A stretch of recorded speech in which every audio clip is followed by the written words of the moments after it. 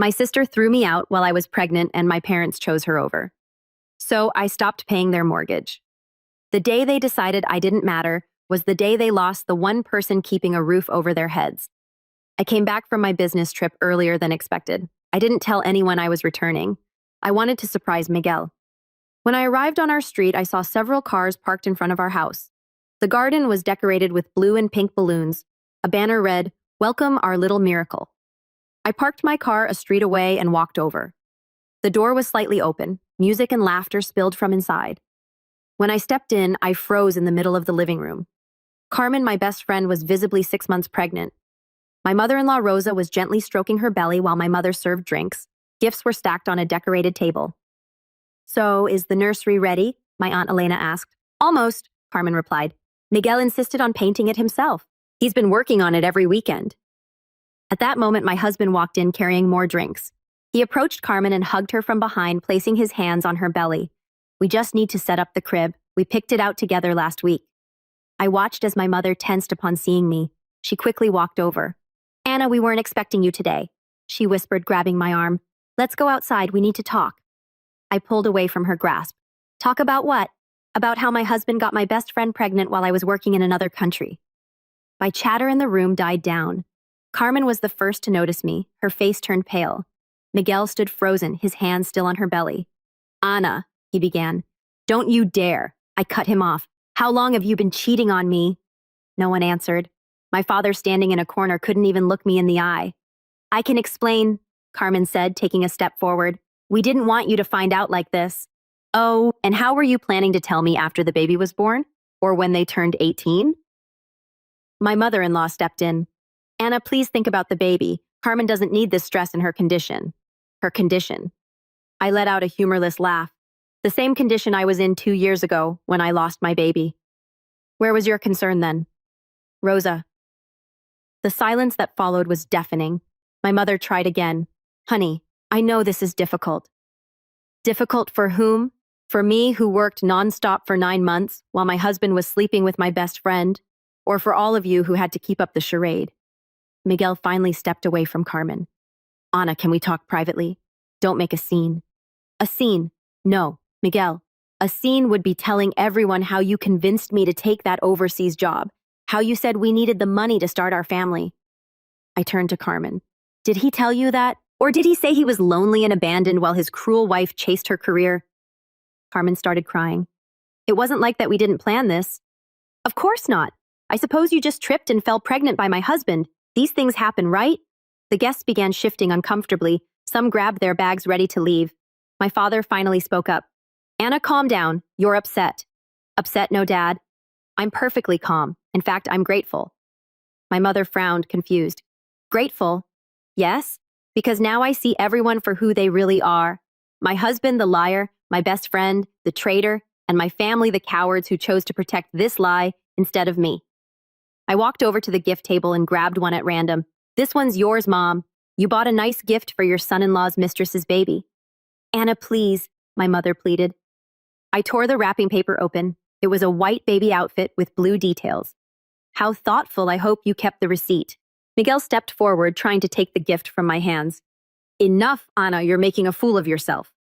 "Making a fool of yourself? No, Miguel, you did that all on your own, getting my best friend pregnant while I was paying all the bills." My mother-in-law stood up, outraged.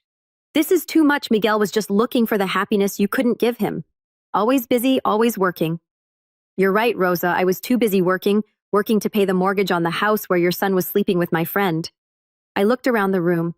Every familiar face now looked like that of a stranger. "You know what? You can keep the house, the furniture, the gifts. But Miguel, I suggest you get a good job because you won't have access to my money anymore." "What are you talking about?" he asked, turning pale. "I'm talking about how while I was overseas, I wasn't just working. I was also consulting a lawyer. I have proof of every penny I spent on this house on you, on our marriage." I walked out of that house without looking back. My hands were shaking, my breathing was erratic, but I refused to break down in front of them. They didn't deserve to see my tears. I walked away, ignoring the curious stares from the neighbors, who had probably heard every word of the scene that had just unfolded. I got into my car and slammed the door shut. My hands gripped the steering wheel so tightly that my fingers turned white. My vision was blurred, but I refused to cry. I started the engine and just drove. No destination, no direction, just getting away from that nightmare. My phone was flooded with messages, missed calls from my mother, texts from Miguel, even Carmen. Please, Anna, we need to talk. This wasn't supposed to happen this way. You don't understand the whole situation. Oh, I understood. I understood perfectly. I understood that while I was working to support my home, my family, my marriage, they were together. I understood that every time Miguel called me saying he missed me, it was a blatant lie. I understood that every time Carmen said she was busy and couldn't talk, it was because she was busy with him. A bitter taste filled my mouth, disgust at myself for not seeing it sooner. After driving for a while, I pulled into the parking lot of a random hotel. I needed a place to breathe.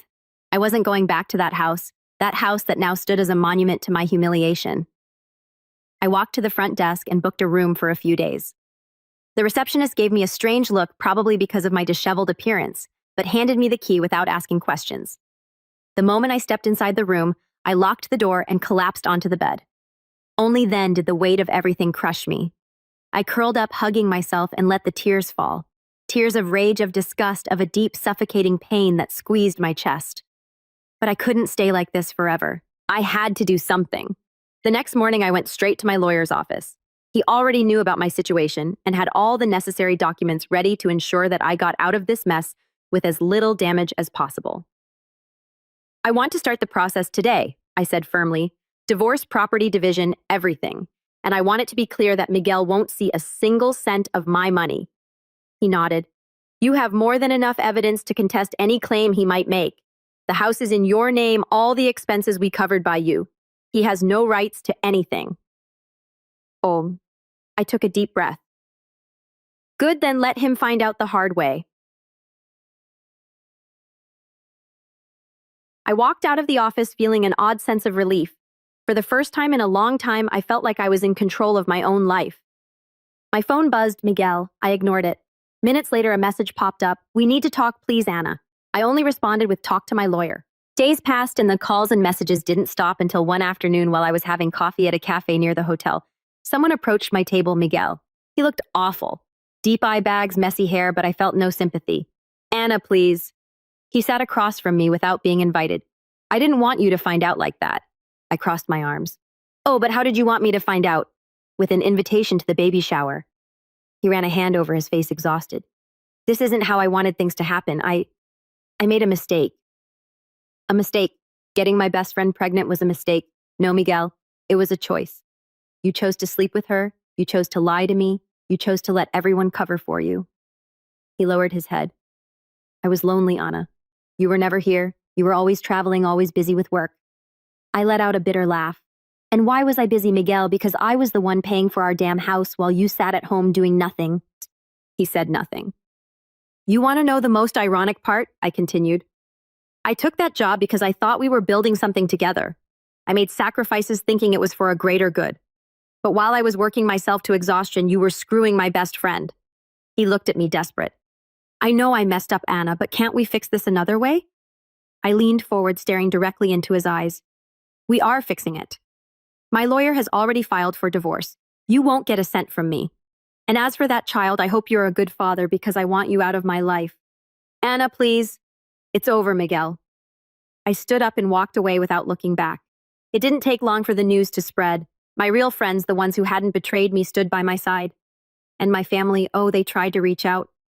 My mother called me multiple times trying to justify everything. We didn't want to hurt you, sweetheart. It was complicated for all of us. And you need to forgive. Forgive, no. I moved on. Over time, I rebuilt my life. I left that hotel and bought myself a new apartment. I focused on my career, my future, and Miguel. Well, he soon realized that life wasn't so easy without the comfort I had provided. A few weeks later, I received another message. Can we talk? I miss you. I laughed, deleted the message without replying, and for the first time in a long time, I felt free. When I finally received confirmation that Miguel had been officially served with the divorce papers, I knew his real nightmare was just beginning. He tried to contact me in every way possible. He called me dozens of times a day, sent endless messages, even showed up at places he knew I frequented, but I didn't answer. I didn't give him a chance. I refused to let him manipulate me. One night, as I was returning to my apartment, I found my mother waiting outside. Anna, we need to talk. I rolled my eyes. I already knew exactly what this was about. We have nothing to talk about. Miguel is desperate. You're taking everything from him, she said, outraged, as if I were the villain in this story. I crossed my arms. Oh, now he's the victim. Honey, he made a mistake, but that doesn't mean you should ruin his life. I let out a humorless laugh. He ruined my life, Mom. He cheated on me, got my best friend pregnant, and all of you covered for them. And now you have the nerve to tell me that I'm being cruel. She sighed, reaching for my hand, but I pulled away. What you're doing to him, this isn't right, Anna. Anger burned in my chest. Oh, you want to talk about what's right? Was it right for me to pay for the mortgage alone while he was screwing my best friend? Was it right that I worked my ass off while he played the perfect husband? Now he gets to deal with the consequences. She looked at me like I was a monster. He has nowhere to go. I shrugged. Not my problem. She shook her head in disbelief. I didn't raise you to be this way, Anna. And I didn't expect my own mother to take the side of a cheating bastard. I turned around and walked into my building without looking back. Days passed, and Miguel's situation only got worse. Since I was the one who had paid for everything, he was now drowning in bills. The mortgage payments were overdue, and without my money to cover them, he quickly spiraled into financial ruin. Then came the eviction. I knew it was coming when I received confirmation that he had failed to make any payments. I made sure to personally be there to witness the moment he was forced out of my house. When I arrived, the place was in chaos. Boxes were scattered around the front yard. Miguel was arguing with the officer handling the eviction. Carmen stood beside him, clutching her pregnant belly with a panicked expression. Anna, he shouted when he saw me, you can't do this to me. I crossed my arms, feeling a dark sense of satisfaction bloom inside me. I can and I did. This isn't fair. I lived in this house. No, I paid for this house. You were just a parasite living in it. His face turned red with frustration. Where the hell do you expect me to go? I shrugged. Not my problem. Carmen looked at me as if expecting mercy. Anna, please, please. She actually had the nerve to look me in the eyes and say, please. I took a step toward her. Oh, so now you can say my name. Before it was just, I hope she never finds out. Wasn't it? She lowered her head. It wasn't supposed to be like this. But it is, and now you and Miguel have to deal with it.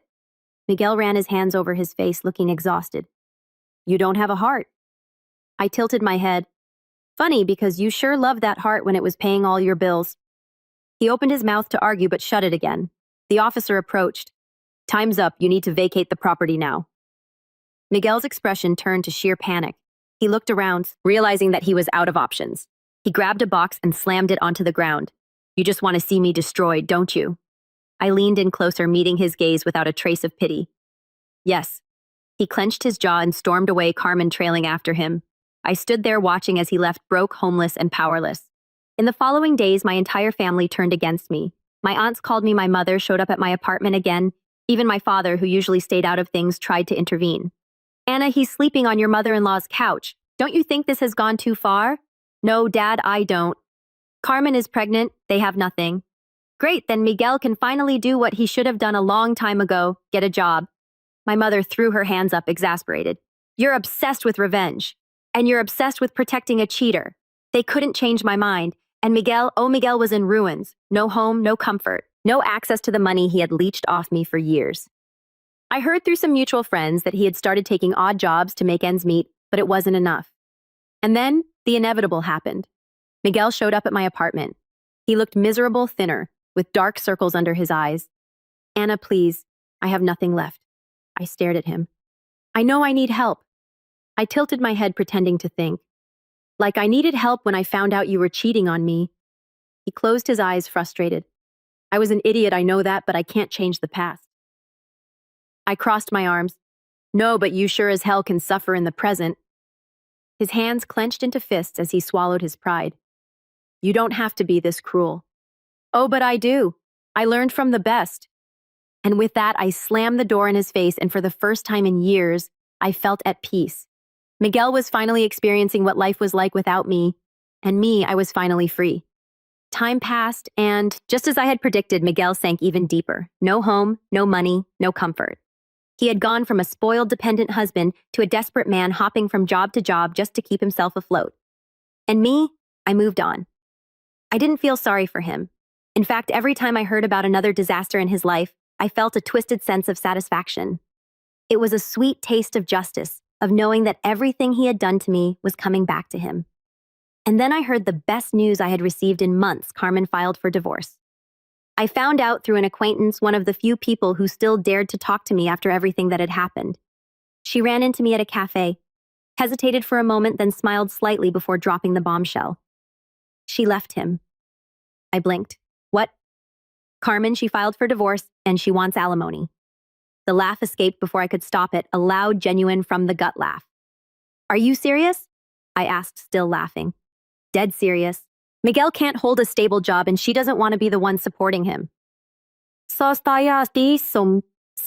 Oh, the irony was delicious. Carmen, the woman who had sworn Miguel was her one true love, the one who clung to him like a parasite while I worked to pay for everything, had now done to him exactly what he did to me, left him when he was no longer useful.